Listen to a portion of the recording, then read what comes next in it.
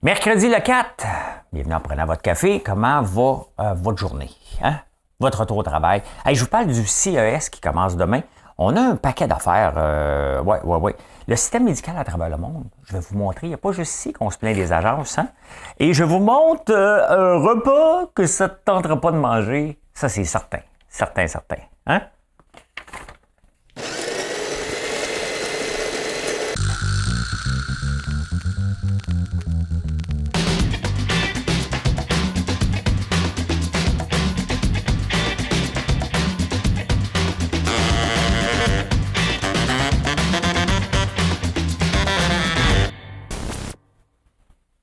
Hey, ceux qui ont des bébés là, naissants, puis vous avez de la misère à les endormir, j'ai une chanson pour vous autres. Bientôt. Hey, le CES commence demain, hein, Consumer Electronic Show. Ça, si tu veux voir ça, c'est à Las Vegas, j'ai déjà été là. Là, si tu veux voir à travers le monde tous les projets qui sont subventionnés, qui n'amèneront rien, tu vas là-bas, tu envoies des bébelles. Là, hein. Il n'y en a pas beaucoup qui vont passer au travers. Il y a beaucoup de prototypes, beaucoup de « hey, ça s'en vient, puis on nous fait rêver ». Mais il n'y a pas grand-chose tel que vu au CES. Là, c'est à peu près ça. Là. Donc, vous allez voir ça. J'ai déjà été une fois avec Alexandre Taillefer et on s'était fait interviewer par TQS dans ce temps-là, 4 saisons. Je ne sais plus c'était rendu quel nom, là, avant que ça soit nouveau. Puis je me souviens, il dit... les gars nous avaient reconnus. Il dit « Hey, puis qu'est-ce que tu fais de ça, Alexandre? On rencontre des compagnies, là, on va tout acheter ça. » On était plus sur le party qu'autre chose. Et en 1863, l'invention des patins à roulettes. Hein? Qui ne se souvient pas des patins à roulettes? Si tu as 50 ans, c'est sûr que tu te souviens des patins à roulettes. Quelle était la place que vous y alliez? Hein? Moi, j'allais à Mont-Laurier, à la Roulatec, au Palladium. Il me semble que c'était à Hall, la Roulatec, Palladium à Mont-Laurier ou un des autres. Donc, et puis, hein, quand le slow arrivait, là, t'avais-tu le goût de danser? T'en as du reculon. Il y avait un gars dans le parc... Maisonneuve qui en faisait tout le temps du reculon. Tout le temps du reculon avec un speedo numéro 1. Si vous ne comprenez pas, je ne peux pas vous faire plus que des dessins que ça. Hein? En 2010, c'était l'inauguration du Burj Dubaï. Y a-t-il quelqu'un qui connaît ça? Regardez ça, la tour. Hein? En 2010, regardez ça. Hey, ça va être assez fréquent. Hein? Et en haut de ça, ce qu'on voit en bas, là, c'est des gratte-ciels. Hein? Ça, vraiment, ils sont en train de bâtir une ville vraiment dans le désert. Et la folie des grandeurs. Quand tu as de l'argent, là, ben moi, je pense aux ceux qui sont, aux gars qui sont, ben, j'imagine que c'est des gars, là. Pour pas une fille dans une grue en haut de ça, là, ils sont perchés à 868 mètres, en train de monter des bébelles, là. Tabarnouche qui doit vanter, ça doit être assez épeurant. Qu'est-ce que tu fais quand tu as envie de pipi rendu en haut? Y a-t-il des toilettes à un moment donné, là, où tu pisses dans un petit bol? Chacun ses pensées. Okay? Moi, je pense à ça. Là, parce que j'aime ça prendre du café. Puis là, à un moment donné, je contrôlerais mon café. Je serais toujours déshydraté. Hein? Ça serait toujours déshydraté. En 1972, je vous donne... C'est à vous de trouver l'émission qui voyait le jour, quand même qu'elle existe encore aujourd'hui. Consonne. Voyelle. Consonne. Consonne. Voyelle. Voyelle, consonne. Onomatopée, virgule 550. Des chiffres et des lettres. Hein? Qui n'a pas aimé ça, cette émission-là? C'est tellement fantastique. Hein? Le compte est bon. Alors, je prends 100 multiplié par 52 divisé par la racine carrée de 8. Ça donne combien? 16? Hein? Fait que c'est très intéressant de voir des calculatrices humaines et des cerveaux, des dictionnaires, littéralement. Toujours intéressant. Hein? Ils s'assinent des fois avec le... Non. Tel mot existe, puis l'autre est obligé d'aller voir dans le dictionnaire. En 2017, il y a eu un record du monde de cyclistes sur piste par Robert Marchand. Il est mort en 2021. C'est parce qu'il avait 105 ans. C'était le record des 105 ans et plus. Quand même, hein? Faire du vélo quand même à 105 ans. C'était très intéressant. Hein? Hey, on s'en va dans les... ici.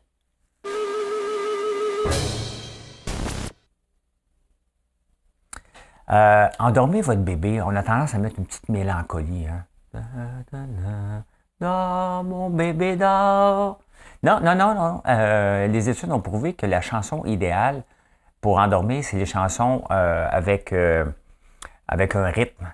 Et je ne la connaissais pas en français, mais je vais essayer de vous la chanter un petit peu parce que je ne veux pas mettre de son, je ne peux pas le montrer, là, mais je vais la chanter. Désolé, c'est mieux une chanson comme ça qu'une chanson triste. Là. C'est à vous autres, après ça, de choisir la tune qui est bonne. Là.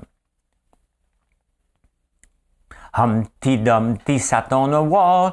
Humpty Dumpty had a great fall. All the king horses, all the queen's men couldn't pay Humpty Dumpty together again. Humpty Dumpty sat on a wall. Humpty Dumpty had a great fall. All the king horses, all the king's men couldn't put Humpty Dumpty together again.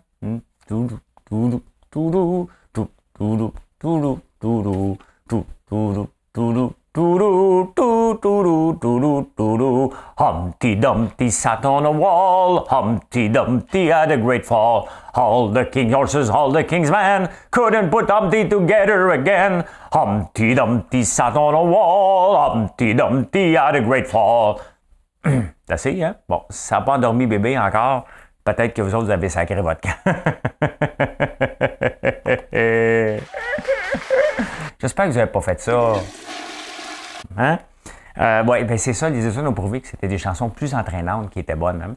Fais juste répéter la même affaire. Humpty Dumpty sat on a wall. Humpty Dumpty had a great fall. Je pense que vous allez l'avoir dans la tête, là. Hey, la forêt de l'Amazonie, hein, au Brésil, il y a la grande déforestation, puis c'est le poumon de la terre. Hein? Et on déforeste, pourquoi? Pour de l'agriculture. Beaucoup. Et il y a 721 fermes illégales avec 147 000 vaches. Tu sais, les vaches avec la grosse bosse dans le dos, là. Mais ça fait du bon cuir, ça. Entre autres, pour le Land Rover Evoque. Ils sont fait pincer à acheter des pots venant de l'Amazonie liés à la déforestation. C'est un peu comme si on faisait encore des affaires avec l'huile de palme ici. Mais non, hein, on ne fait pas ça. Donc, ça a dû coûter moins cher. C'est illégal. Donc, tu veux avoir une coupe de peau de vache? Hein? Ça doit se faire comme ça, là. Donc, je ne sais pas comment ça se passe hein, quand tu achètes des pots illégales, quand tu es une grosse compagnie, tu veux avoir un deal. Hein? Je ne sais pas. Hein? Comme des dépanneurs qui achèteraient des cigarettes illégales. C'est des cigarettes, hein? Tu vas payer moins cher, cigarettes. Hein? On va dire indienne, mais on ne dit plus ça. Là. Humpty Dumpty had a great fall. Humpty Dumpty sat on the wall. Humpty Dumpty tout. Hey, j'ai quelque chose à vous montrer. J'ai demandé à ChatGPT qu'est-ce qu'il pense du lait de brebis. Parce qu'on fait nos savons au lait de brebis. Hein? J'ai demandé qu'est-ce que tu penses de ça, ChatGPT. Il y a deux affaires. Le savon de brebis est considéré comme... J'ai juste demandé pourquoi le savon de brebis est bon pour la peau. Hein? Le savon de brebis est considéré comme étant bénéfique pour la peau pour plusieurs raisons. C'est l'intelligence artificielle qui parle. Hein? Tout d'abord, il contient de l'huile de lanoline, qui est une graisse naturelle produite par les glandes sébacées des brebis. Cette huile est très hydratante et peut aider à maintenir l'élasticité de la peau. Elle peut également aider à protéger la peau contre les agressions extérieures et à réparer les dommages causés par le soleil et le vent. Le savon de brebis contient également de l'acide laurique qui a des propriétés antimicrobiennes. C'est quand même intéressant, hein? Bon, là, après ça, il est important de noter que même l'intelligence artificielle fait un disclaimer disant hey, « Regarde, c'est pas une recommandation, il ne veut pas se faire poursuivre. » Là, j'ai dit « Écoute, le savon de brebis ou d'ânesse? Hein? » Le savon de brebis et le savon d'ânesse sont tous deux considérés comme étant bons pour la peau et ont des propriétés similaires. Je veux savoir si je te pourrais élever des ânes bientôt. Là. Savon de brebis, je vous l'ai dit. Hein? Le savon d'ânesse, quant à lui, est fabriqué avec de l'huile d'olive et de la graisse d'ânesse. Donc, on prend la graisse, hein? Et non pas le lait. Cette combinaison donne au savon d'ânesse des propriétés hydratantes et nourrissantes pour la peau. C'est intéressant, hein? C'est intéressant. J'ai demandé ça à un... C'est le fun à utiliser. J'ai demandé qui était François Lambert, puis il ne me connaît pas. Il connaît Justin Trudeau, par contre. Ouais, je vais commencer par le narcissisme en moi, hein, en partant. Hein? En finance.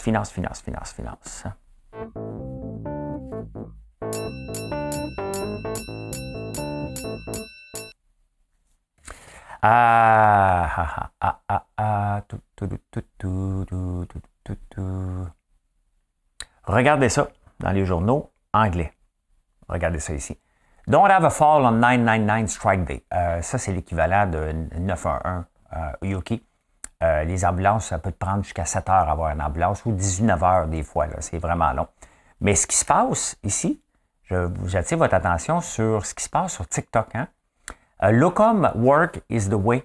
C'est dans le fond le travail avec des agences. Là, c'est des docteurs.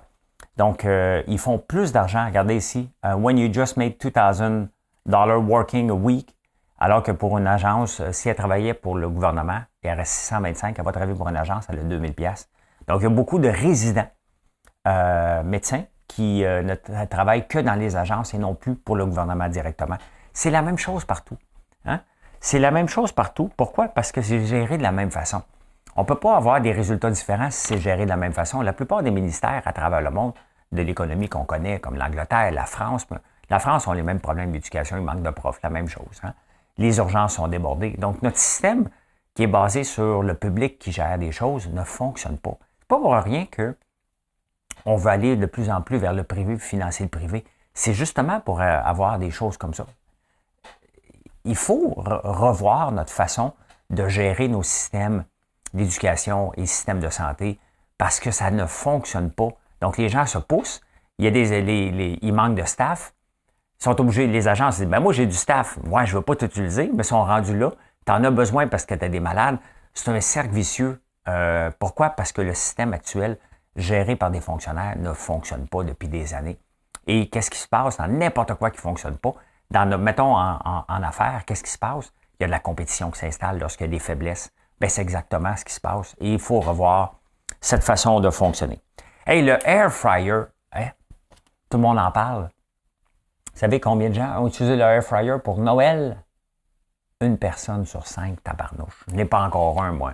Je fais des frites au fryer, mais c'est pas le air fryer en tant que tel.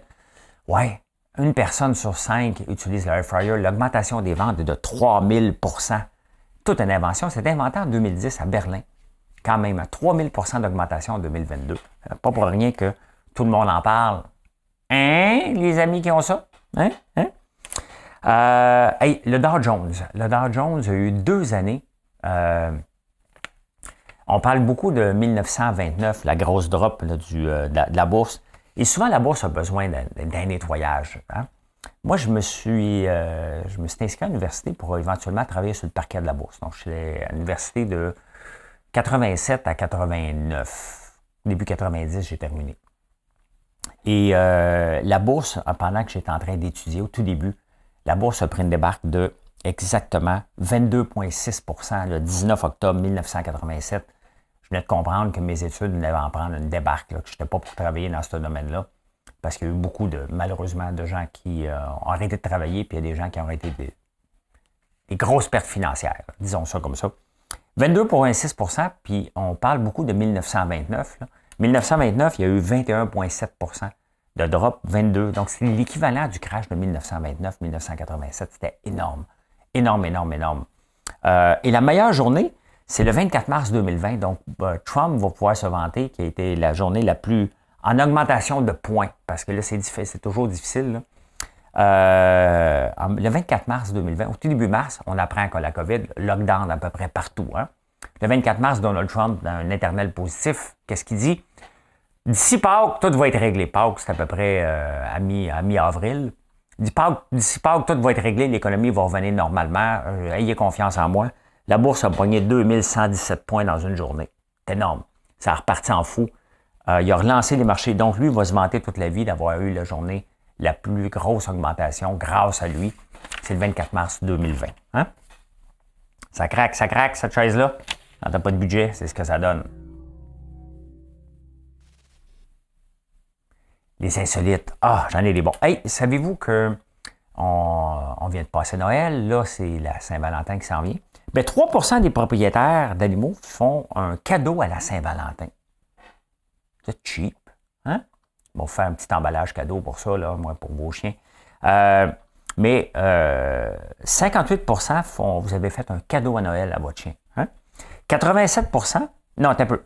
87% des gens, vous avez fait un cadeau à Noël à votre chien. 58% d'entre vous, vous l'avez emballé. Vous autres, y a-t-il quelqu'un qui l'a emballé, son cadeau pour son chien? Bien, Pitou, des biscuits à François Lambert. Hein?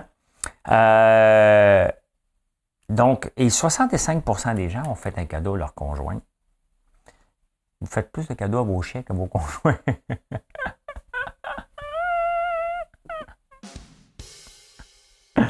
Attention, ouais, parce que vous... Peut-être qu'il va vous arriver ça, là, vous n'êtes pas gentil. Hey, le 12 septembre, on n'est pas le 12 septembre, mais je suis tombé là-dessus. Pourquoi? Parce que le jour, c'est la journée de la conception en Russie. Depuis 2007, je crois, les couples peuvent prendre congé le 12 septembre pour faire des bébés. Et il y a un prix si c'est un bébé le 12 juin, donc 9 mois plus tard, là. Parce qu'il n'y a pas assez de bébés. Ici, on avait donné des crédits d'impôt. Hein? Au troisième enfant, tu as un crédit d'impôt parce qu'on voulait augmenter la démographie. À peu près dans les mêmes temps, la Russie a dit, ben garde, c'est congé. Tu rentres le 13, là. Allô, comment ça va? Ça va bien. Ça va bien, toi, comment ça va? T'as travaillé hier, toi? Ah, j'ai travaillé, moi, hier. Oh! Moi, pas travaillé hier. Moi, il m'a recouché. Hein? Hein? C'était pas la journée du lave-concombre, là. Non. C'est la journée où on fait des bébés. Puis si c'était un bébé le 12, ben, il était récompensé. Hein? Donc, c'est en 2006. Il faut le faire, hein? Ici, c'était, je pense que c'était en 2014, à peu près. Donc, on avait 3 bébés. Connaissez-vous le copimisme? Attendez un peu. Le copimisme, c'est une religion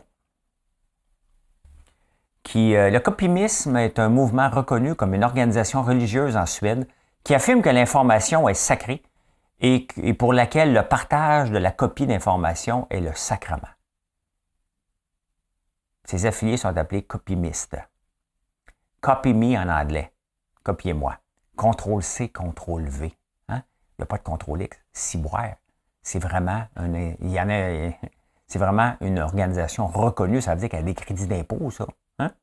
Oui, Ctrl-C, Ctrl-V. Tu te dois de copier l'information.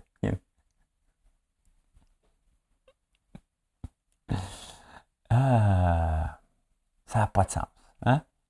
Ça n'a pas de sens. Écoute, il va y avoir un réel. Tu dois financer ça, cette affaire-là. Là. Le copimisme, si jamais ça vous intéresse, là. Hein? Allez-y. Ben écoutez, j'ai autre chose à vous montrer. Une autre vidéo. Check bien ça. Ben, dans les bouffes, on mange de la bouffe vivante. Pas beaucoup ici, là. Avant les fêtes, je vous ai montré des souris qu'on mangeait. Tri-squeak, hein?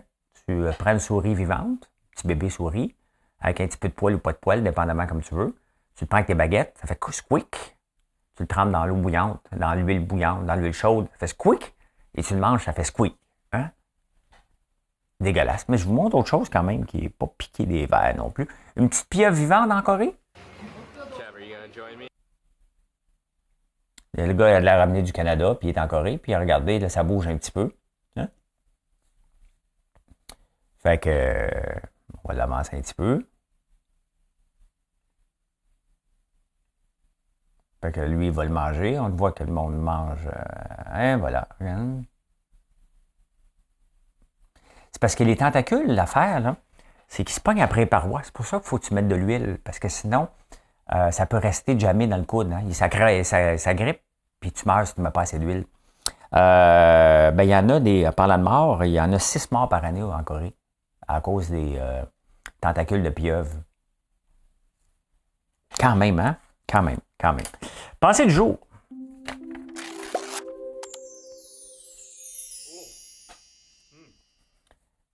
Vous savez, la créativité, ça se travaille. Hein? Si tu ne prends jamais de temps pour être créatif, tu ne deviendras jamais créatif. Il faut que tu laisses aller cours à ta créativité, puis à un moment donné, c'est comme un muscle qui s'entraîne, puis à un moment donné, tu finis par trouver des opportunités. Bien, voir grand, c'est la même chose. Hein? Voir grand est une compétence que tous les entrepreneurs devraient se concentrer à entretenir. Tu vas penser. Hein? Donc, pourquoi ne pas penser grand? Moi, je pense grand, là. Cette année, on a eu une bonne année 2021. On a toujours une progression 2022 aussi énorme. Là, on commence 2023. Et j'ambitionne, entre autres, de continuer en Corée du Sud, d'exploiter un petit peu plus ce marché-là, de penser encore plus grand, d'avoir mes gaufres et mon popcorn vraiment dans des marchés aux États-Unis, dans l'Est du Canada, dans l'Ouest du Canada, je suis très peu présent. J'ai encore beaucoup de place à aller chercher. Mais ça, c'est de voir grand, c'est de continuer à alimenter le rêve. Hein? Parce que c'est ça une entreprise, c'est un rêve. Et vous embarquez avec nous que si l'histoire est intéressante, bien pour ça, il faut penser grand. Hein? Ben voilà. Et je peux dire ceci. Mission accomplished. Merci d'être là. J'espère que vous avez apprécié. Je vous souhaite une excellente journée. Et moi, je reviens de vacances aujourd'hui. On est le 4. Donc, souhaitez-moi bon retour. Hein? J'espère qu'il neige pas trop. Bye. Bonne journée.